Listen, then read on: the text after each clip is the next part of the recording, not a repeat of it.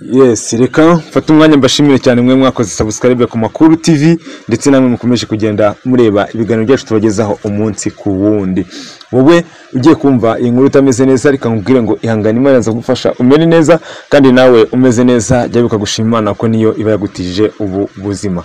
Uyu munsi rero inkuru yacu iravugwa ku bijyanye na moto za Sipiro. Ni moto za Sipiro, ni moto zimaze igihe gito ntabwo ari kinini ugereranyije n'izindi moto dusanzwe tuzi. Izi moto rero zikaba mu gihe gito zimaze kuba arizo ziri kwisonga mu gukora impanuka cyane. Kuri ubu rero leta ikaba yabahagurukiye kugira ngo ikemure ibibazo biri muri uru ruganda rwa Sipiro. Leta yatanze ibyumweru 2.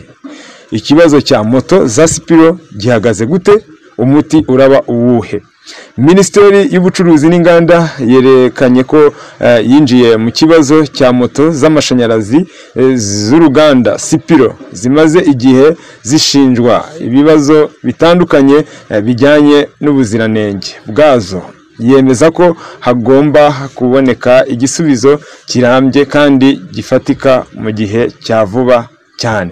Ngira ngo murabizi ko uru ruganda rukorera muri Free Zone, nirwo rukora izi moto za Sipiro, ariko abamotari bakaba bari kugaragaza imbogamizi yuko izi moto ziri kubura feri ndetse zigatuma bakora impanuka uko bikwiye. Kandi koko iyo urebye mu muhanda, iyo usanze moto yaguye usanga ari moto ya Sipiro. Moto z'uru ruganda ni zimwe mu zimaze kumenyekana ku isoko ry'u Rwanda, cyane kuva rwafata icyemezo cyo kwimakaza ikoreshwa ry'ibinyabiziga by'amashanyarazi. Mu ntege abakoresha moto za Sipiro cyane abamotari bamaze igihe bagaragaza harimo ikibazo cya batiri zishyuha cyane, kuba zitakibika umuriro igihe kinini, no kuba abakeneye ibikoresho byo gusimbura igihe ibindi byagiritse bagorwa no kubibona. Izi moto rero kubera igihe zimaze, ni ukuvuga ngo ntago hirya no hino haragera ibikoresho bihagije ku buryo umumotari ashobora kugira ikibazo wenda cyo kuba icyuma kimwe cyavamo, kugira ngo azabone ikindi bikamusaba igihe kirekire, cyangwa se bikamusaba gukora urugendo aza ku ruganda kugishakayo. Ibi bibazo bya batiri ngo bishobora no kugira ingaruka kuri feri z'iyi moto, aho bagaragaza ko zishobora guteza impanuka.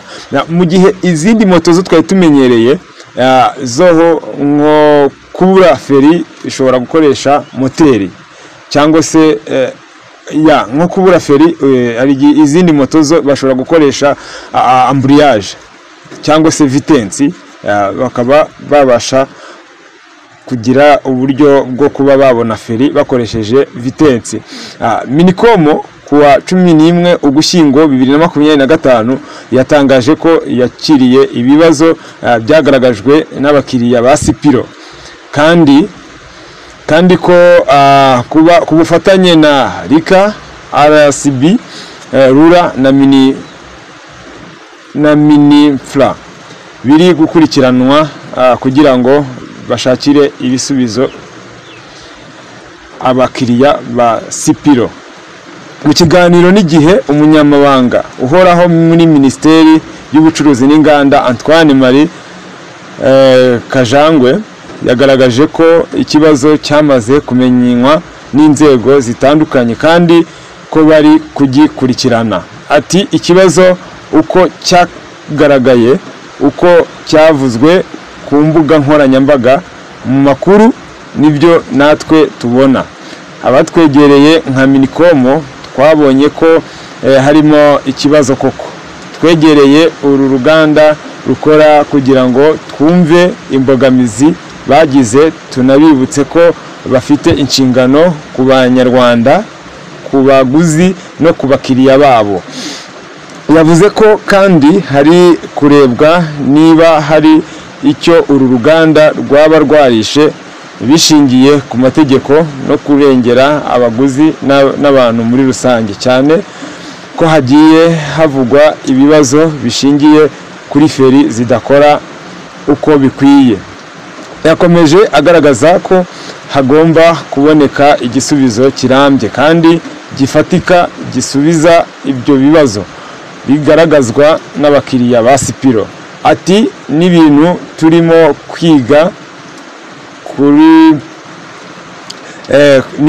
kwiga turi kubirebera hamwe muri rusange kugira ngo dushake igisubizo. Ariko ku rundi ruhande ni uruganda ruri gutanga akazi, runatanga ibicuruzwa byagakwiye kuba ari byiza binakenewe ku isoko. Rero ni ibintu turimo kurebaho. Yongeyeho ati kuba bagomba kuba hari igisubizo kirambye kandi gifatika gisubiza kuri ibyo bibazo byo bigomba kuba. Turi gukorana n'inzego nyinshi zitandukanye bika RCB na Miniconfine n'izindi. Nabonye nari nabasabye ko twakorana na RIB nayo bibaye ngombwa. Icyo gihe nayo ibizakorwa muzabibona. Icyangombwa ni ko hagomba kuboneka igisubizo kandi kizaboneka. Kajangwe kandi yavuze ko bitarenze ibyumweru 2 igisubizo kuri ibyo bibazo kizaba cyamenyekanye. Ati ndumva mu mpera z'iki cyumweru cyangwa mu intangiriro z'ikindi hazaba hari igisubizo kandi muzakimenyeshwa. Murumva rero ko ibi nibyo uyu muyobozi ushinzwe inganda n'ubucuruzi yaganiriye n'Igihe, babwira yuko mu byumweru 2 umuti w'iki kibazo cya Sipiro kiraba cyamaze kuboneka. Sipiro rero ubu hari imbogamizi yuko zishobora kubura abakiriya kuko abantu bose basigaye bazitinya, aho umukiriya asigaye ajya gutega akabanza akareba yabona ari moto ya Sipiro akaba yakemera agategereza igihe kirekire ariko ntagende kuri iyi moto. Bivuze ko abamotari batwara izi moto za Sipiro batangiye kugaragaza impungenge yuko batakibona abakiriya.